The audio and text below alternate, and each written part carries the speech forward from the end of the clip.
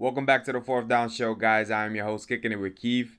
This is the wrap up to the AFC East Index Show, the Buffalo Bills edition. And nobody circles the wagons quite like the Buffalo Bills. Right, Chris Berman? All right, let's do it.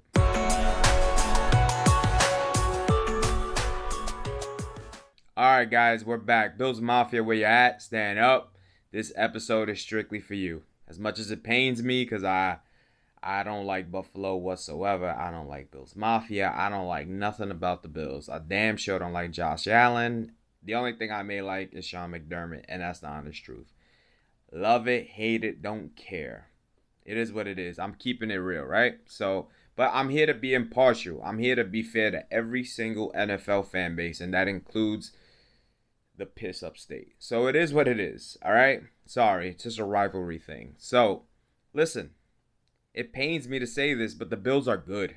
The Bills are awesome. And it hurts even more that I waited 19 years for Bill and Tom to separate and for the Jets to kind of usurp that whole mantra of, like, you know, the Patriots are always winning the division. Now the Jets could win it. Psych! Not happening. Not with our team. But the Bills, they are really put together really well. They have a great offensive line. They have a great defensive secondary, great group of linebackers, young quarterback that they can work with, nice running back core, great head coach, good GM. They have everything that you want on your football team. They're in a small market and they don't care. And you know what, Bills Mafia? Respect. Respect. Because you guys did it the right way. Unlike my dumb team. So you know what? It's all love. Listen, you guys better than win the division, because I swear to God, if y'all don't win the division, I'll make a video just about slandering you guys. So listen, this episode is a safe place for all Buffalo Bills fans. We're going to rep you guys this episode. Let's start off with what you guys did last year. You guys, 10-win season. Awesome season. You guys did really well. A lot of people judged them because they didn't play really top-tier competition, but I thought the Bills were formidable in many games. They had a few slip-ups, sure, yeah, but they were still one of the better teams in the AFC. And they were the only team, they were the second team in the AFC East to reach the playoffs in multiple years, 2 out of the 3, I believe, since 2010, and that relies with New England. The Dolphins can't say that. The Jets damn sure can't say that.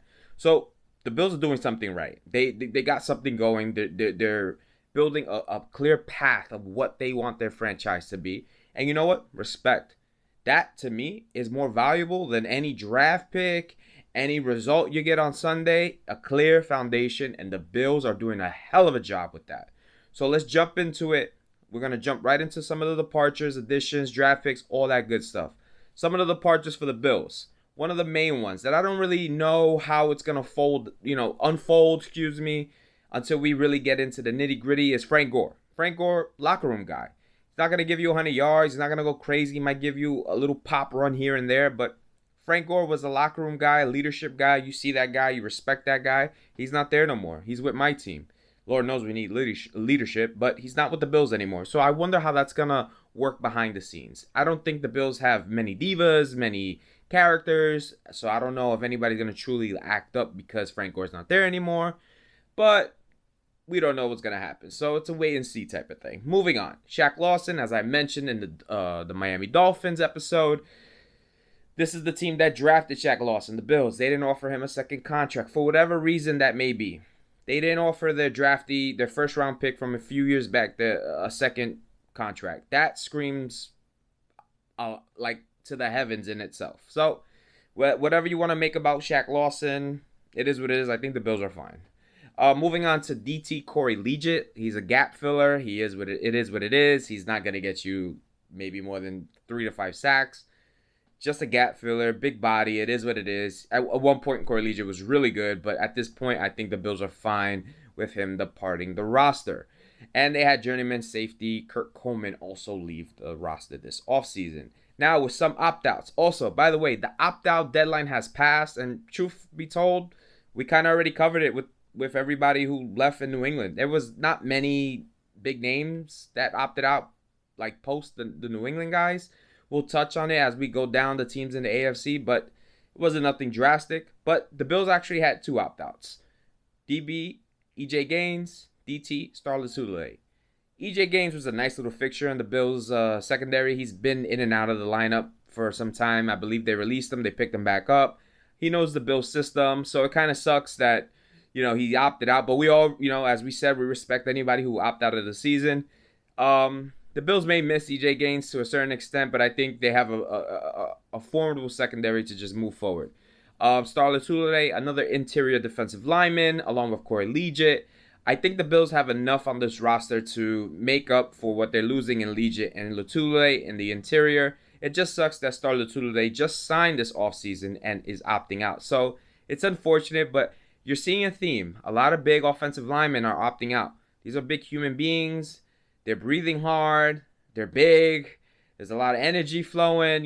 Listen, if you did it for your health or, for the people at home, I respect it. It is what it is. All right, moving on to some additions that the Bills added, like they needed any. They added cornerback Josh Norman.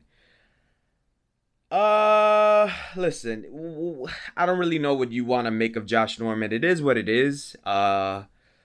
At one point, Josh Norman was a beast, and we've seen a serious decline in Josh Norman. So, listen, he's playing across side a really, really good corner. Tre'Davious White, all-pro. I think he is phenomenal. I'll probably only say that one or few times around Bills fans, but, when you got a really, really stud player across from you, he's going to help you. He's going to make you look good, a la Revis and Antonio Cromartie. It reminds me a lot of that.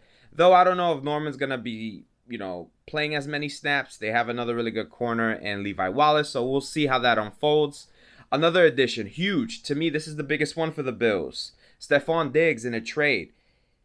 Stefon Diggs is a bad boy. And if you want to get your quarterback some weapons, and you want to build, and your quarterback is already struggling, and he's adapting, he's learning, he's getting better. He's a hell of a prospect. But if you want to get him weapons, this is the type of weapon you want to get him. A hell of a route runner, great hands, and he could balance.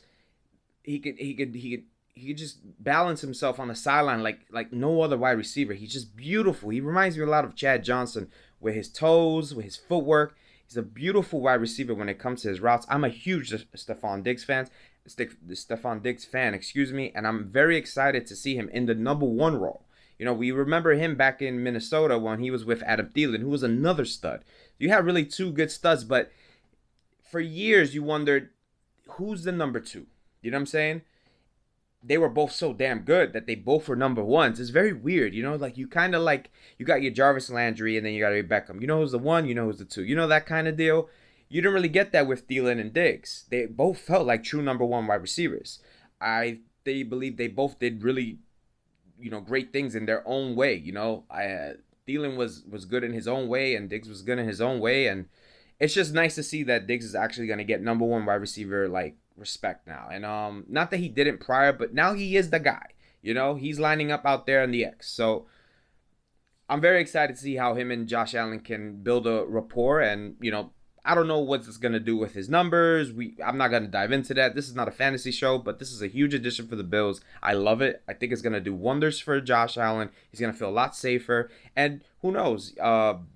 This may turn into a very long-lasting relationship. I know Diggs has a little bit of a diva in him, but I still think he's a formidable wide receiver, and that's a talent I wish I had on my roster. Moving on, we have a little bit more of a subtle ads here and there.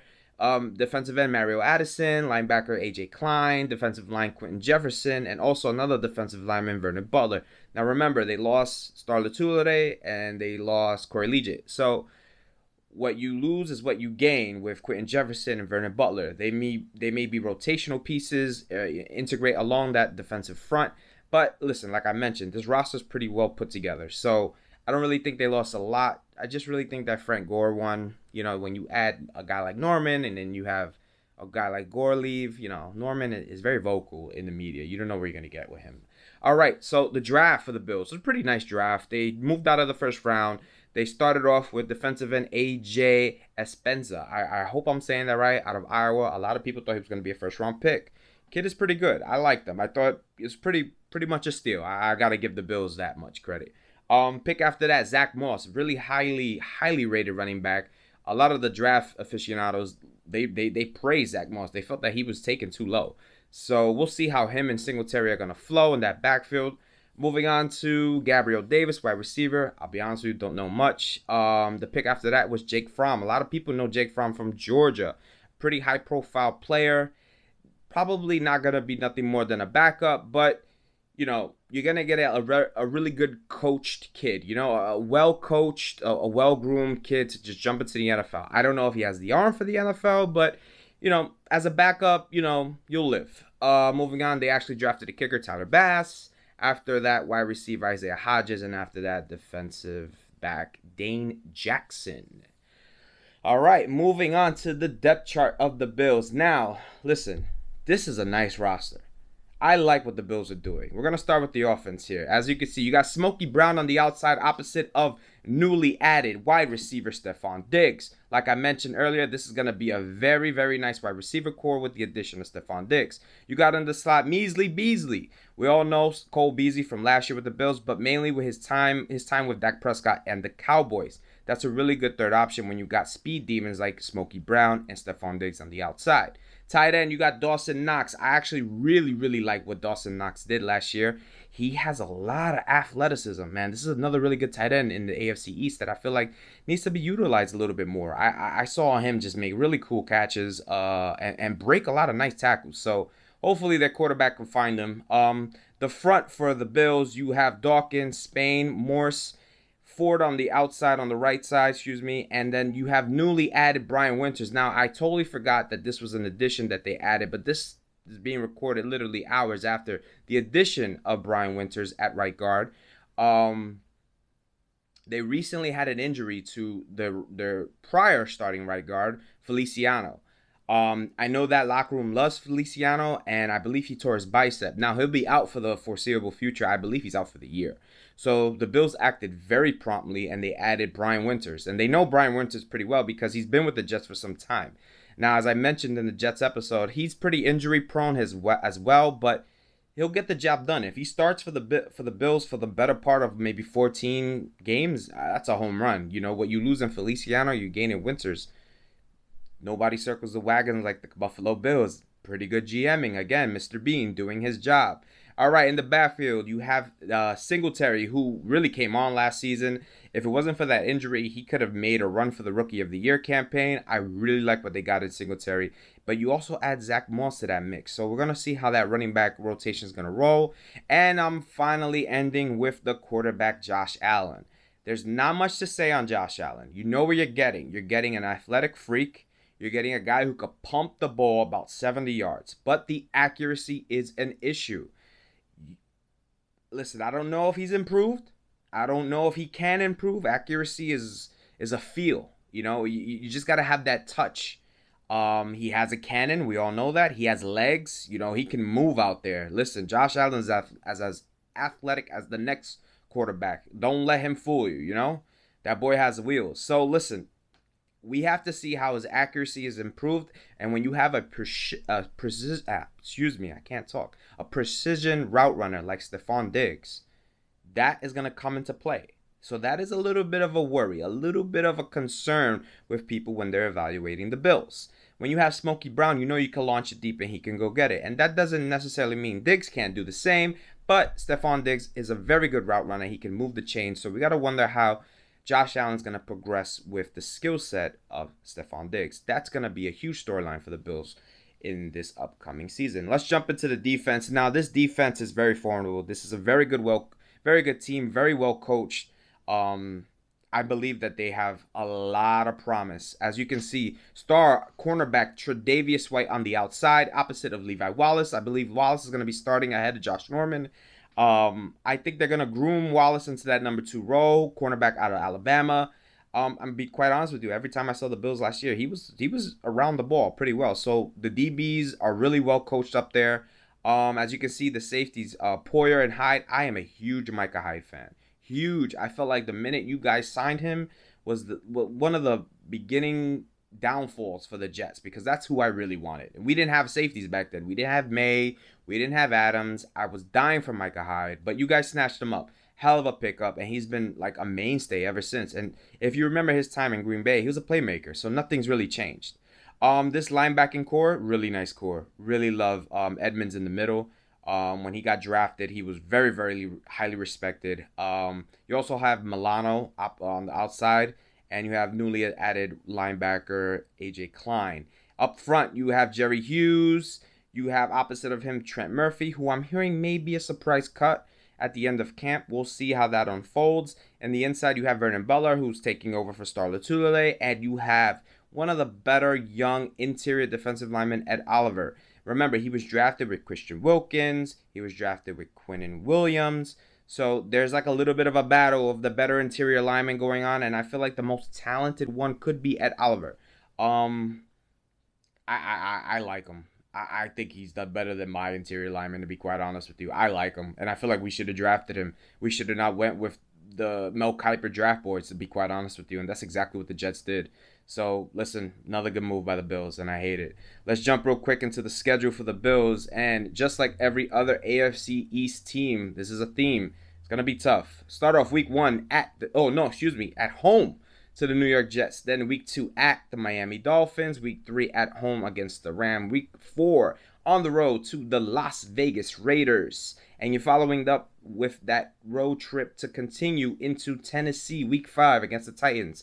Then you're back home against the champion Chiefs. Week 7 on the road against the Jets. Week 8 at home against the Patriots. And then you get Russell Wilson the week after. Now that bodes well. At least you're getting really good elite teams coming to your house. All right. So, yeah, week 9, Seattle comes to town. Week 10 on the road to the Cardinals. Then you get a bye. That's pretty good. By week 11, you really can't complain. Right after that, week 12 at home against the Chargers. Week 13 on the road to San Francisco. Week 14, Pittsburgh comes to town. Another good team coming to your house. I know there's not fans, but at least they're coming to your house. They're the ones making the trip. And week 15 on the road to the Broncos, following up that trip with another trip to New England. And at home, you finish against the Dolphins. That's a very balanced schedule for the Bills. I feel like they have no reason but to repeat at least like 10 or 9 wins, to be quite honest with you. This team is loaded. This is a nice roster. They have everything going for them. They have absolutely no reason why they should not win this division. And I want everyone to remember this moment. This team should win this division. And they should not struggle winning this division. They should not have to come back from a few games down to win this division unless injuries occur. This team is rock solid offensively, defensively, special teams, they're fine. They are hella coached. They have a really good GM. And we'll see how this COVID era works with the NFL, how they're going to adapt. But right now, this team should win the AFC East. And if they don't, nobody circles the wagons quite like the Buffalo Bills, right? All right, guys, subscribe, like, share, enjoy. This wraps up the AFC East, and we're jumping right into the AFC West. And you know what that means? You got the Raiders in Las Vegas. You got the new Denver Broncos with Drew Lock. You got the champions Chiefs. You got my homeboy. There's nothing much more to say about that. And I believe I'm forgetting a team, but listen, my brain is going a million miles right now. So listen, just like, share. We're going to get all into it in a few days. And you know what it is, man. Legends are made on 4th down, baby.